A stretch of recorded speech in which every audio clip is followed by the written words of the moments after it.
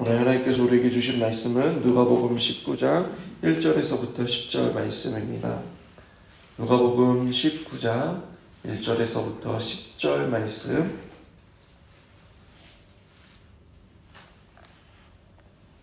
합독하겠습니다.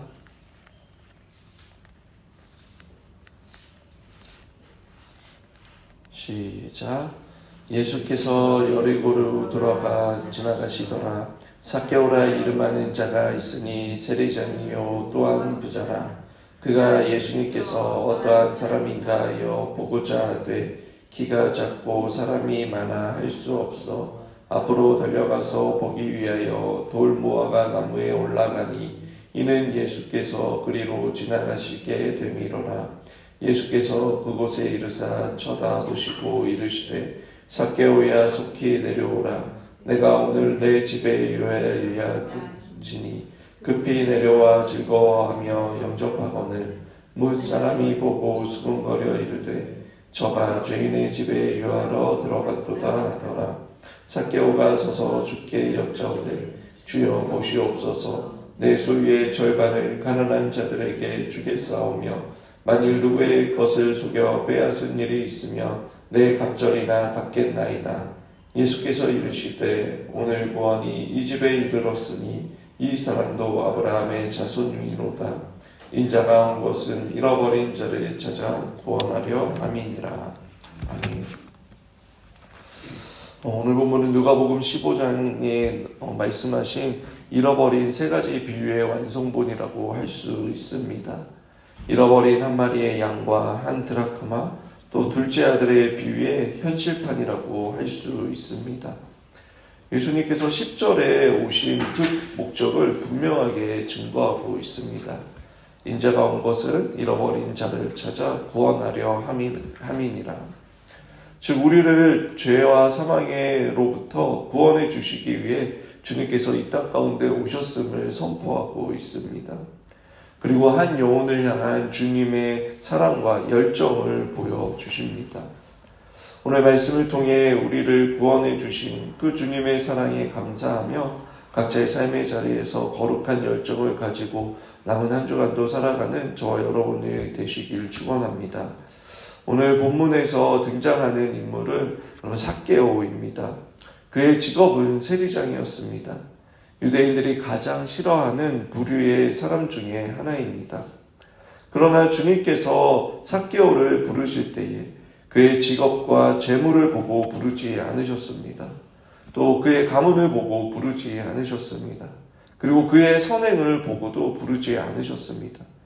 주님께서 그를 부르신 이유는 주님의 전적인 강권적인 택하심 가운데 그를 직접 찾아와 그의 이름을 불러주시고 또 그를 적극적으로 불러주신 하나님의 모습, 예수님의 그 모습을 발견할 수 있습니다.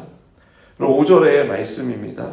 예수께서 그곳에 이르사 쳐다보시고 이르시되 삭개오야 속히 내려오라. 내가 오늘 내 집에 유하여야겠다 하시니라고 말씀합니다.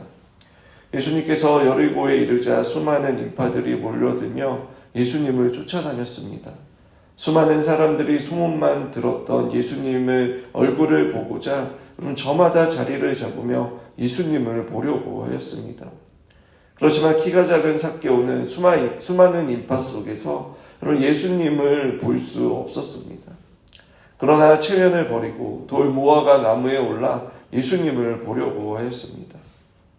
주님께서는 삭개오가 있는 그 나무 아래에 이르자 고개를 들어 쳐다보시면서 삭개오야 라고 그의 이름을 불러주셨습니다. 우연히 지나가시다가 그의 이름을 불러주신 것이 아닙니다. 수많은 사람 중에 오직 한 사람이 있는 그 자리에 오직 한 사람을 쳐다보시며 오직 한 사람의 이름을 부르시기 위해 발걸음을 멈춰 주셨습니다. 여러분, 삭개오는 사람들이 손가락질하는 직업을 가지고 부자가 되었습니다.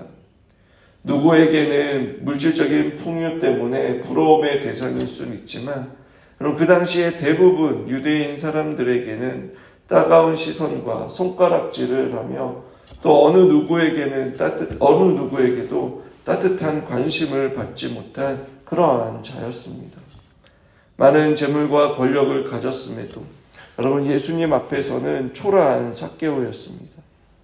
그런데 그런 삭개오에게 여러분 주님께서 찾아와 주시고 바라보시며 삭개오야 속히 내려오라. 내가 오늘 내 집에 유하여야겠다라고 불러주신 것입니다. 그의 부르심에, 주님의 부르심에 물질적인 풍요로움과 권력과 상관없이 해결할 수 없는 영적인 갈급함이 해결되는 순간이었습니다. 주님의 그 부르심은 여러분 그를 구원의 자리, 회복의 자리로 인도하여 주실 부르심인 것입니다. 말씀을 준비하면서 김춘수의 꽃이라는 시가 생각났습니다. 내가 그의 이름을 불러주었을 때에 그는 나에게로 와서 꽃이 되었다. 그럼 예수님께서 삭개오의 이름을 불러주지 않았다면 삭개오는 수많은 군중 속에서 그저 죄인 중에 한 사람일 뿐이었습니다. 자신의 욕심과 욕망을 위해 로마라는 그 세상을 위해 살아가는 나름 자기 만족을 하며 자신의 삶에 의미를 부여하며 살아갔을 자였지만 그러나 예수님께서 그에게 찾아와 그의 이름을 불러주었을 때 9절에 비로소 그는 이름만 아브라함의 자손이 아니라 진정으로 이 사람도 아브라함의 자손임이로다라고 칭함을 받았습니다. 저와 여러분이 하나님의 자녀가 된 것도 마찬가지입니다. 하나님께서 우리에게 어떠한 구원의 조건도 요구하지 않으셨습니다. 어떠한 배경도 보지 않으셨습니다. 전적인 삼위 하나님의 열심과 은혜로 그 선물을 받았습니다. 그래서 다윗도 바울도 자신이 받은 그 구원의 신비를 생각할 때에 자신이 태중에 있을 때부터 아니 그 이전부터 하나님께서 택하여 주셨다라고 고백할 수밖에 없었습니다. 그리고 죄로 말미암아 잃어버린 우리를 구원하시기 위해 십자가의 고난과 죽음까지도 받으셨습니다. 그렇게 도로 찾은 하나님의 자녀들이기에 우리를 하나님께서는 결코 포기하지 않으시고 끝까지 책임져 주십니다. 이 변함없는 진리를 깨닫고 확신하시길 바랍니다. 오늘도 주님께서 이곳에 나온 여러분을 주목하고 계십니다. 여러분들이 주님의 이름을 부를 때에 들으시고 우리에게 찾아와 만나 주십니다. 이 시간 주님께로 우리의 시선과 마음을 향하여 여러분 지금 이 시간 우리와 함께 하시는 그 주님을 인격적으로 꼭 만나는 귀한 시간이 되시길 주님의 이름으로 축원합니다. 적극적인 예수님의 부르심에 여러분 삭개오는 어떻게 반응했습니까? 그는 즉각적인 순종으로 반응을 하였습니다. 6절에 급히 내려와 즐거워하며 영접하거늘이라고 말씀합니다. 수많은 사람들이 자신을 무시하고 멸시해도 예수님께서 그를 바라봐 주시고 불러주신 것으로 그는 즐거워하고 기뻐하며 주님을 영접하였습니다. 더 이상 그를 감싸고 있던 죄의 사슬이 그를 감싸지 못했습니다. 그 누구도 그를 정죄하지 못하는 그 자유와 평안과 안식을 누리게 된 것입니다. 그리고 8절에 삭개오가 서서 주께 여짜오되 주여 보시옵소서 내 소유의 절반을 가난한 자들에게 주겠사오며 만일 누구의 것을 속여 빼앗은 일이 있으면 내 갑절이나 갚겠나이다 라고 말합니다. 지금까지 인생의 목적이자 우상으로 섬겼던 돈을 내려놓고 여러분 예수님을 따르겠다라는 것입니다. 그가 돈을 버릴 수 있는 것은 여러분 돈보다 더 귀한 가치를 발견했기 때문입니다. 이와 반대로 어제 본문에서 어떤 부자 관리는 율법의 모든 계명을 어렸을 때부터 지켰지만 내게 있는 것을 다 팔아 가난한 자들에게 나누어 주라. 그리고 와서 나를 따르라는 그 주님의 부르심을 받았지만 그는 근심하여 떠났다라고 말하고 있습니다.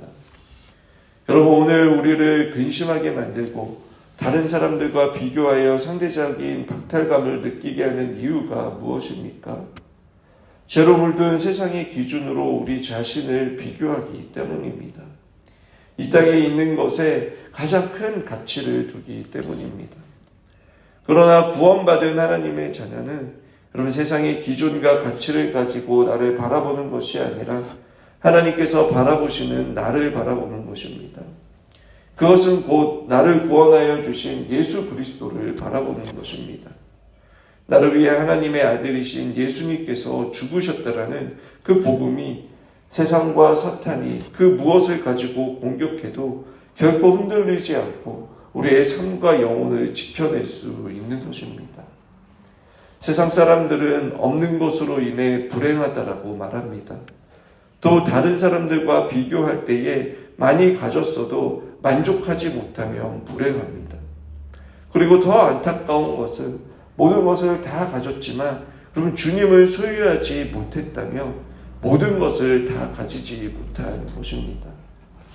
하박국 선지자는 구원의 기쁨을 이렇게 표현합니다. 하박국 3장 17절에 비록 무화과 나무가 무성하지 못하며 포도나무 열매가 없으며 감람나무에 소출이 없으며 밭에 먹을 것이 없으며 우리의 양이 없으며 외양간에 소가 없을지라도 난 여호와로 말미암아 즐거워하며 나의 구원의 하나님으로 말미암아 기뻐하리로다. 주 여호와는 나의 힘이시라. 나의 발을 사슴과 같게 하사 나를 나의 높은 곳을 다니게 하시리로다. 아멘. 저와 여러분은 어떻습니까? 하나님 한 분만으로 여러분 만족하십니까? 물론 하나님도 계시고 이것저것 다 갖추고 있으면 더 좋죠.